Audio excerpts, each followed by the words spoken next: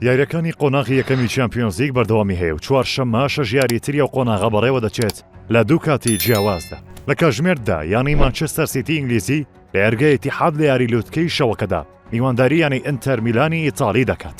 ئەو دوویانەیە لە مێژوودا تەنها یەک جار لە چامپیۆنز لیگدا ڕووبەڕووی یەک بوونەتەوە. ئەویش یاری کۆتایی وەرزی 2022 بۆ 2023دا کە یانە ئینگلیزیەکە بە گۆڵێکی بێبەرامبەر بردنەوەی بەدەستهێنا و بۆ یەکەم جار نازناوی پاڵەونەتەکەی بەدەستهێنا.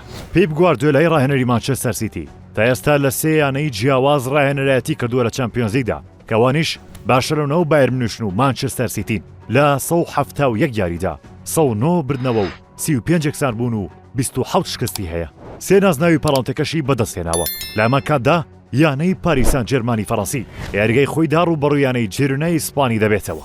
یانە فەڕەنسیەکە بە ڕاهێنەرایەتی لویس ئینرکی ئامانجیان ئەوەیە لەم وەرزەدا بتوان بۆ یەکەم جار لە مێژوویاندا نازناوی پاڵەونەتیەکە بەدەست بێنن و لە پێناو ئەو ئامانجەشدا چەند گرێبەستێکی ئەنجام داوە. پاریس سان جێرمان لە مێژوویدا 155 یاری لە چامپیۆنز لیگدا ئەنجام داوە. 82 بردنەوەی بەدەستهێناوە و لە 29 یاریدا یەکسان بووە و 44 شکستی هەیە. 302 گۆڵی لە مێژووی پاڵەونەتەکەدا تۆمار کردووە و 181 گۆڵی لێ تۆمار کراوە. لەمە کاتدا یانەی بروسیا دۆرتمۆنی ئەڵمانی ڕووبەڕووی یانەی کڵەب بروجی بەلجیکی دەبێتەوە.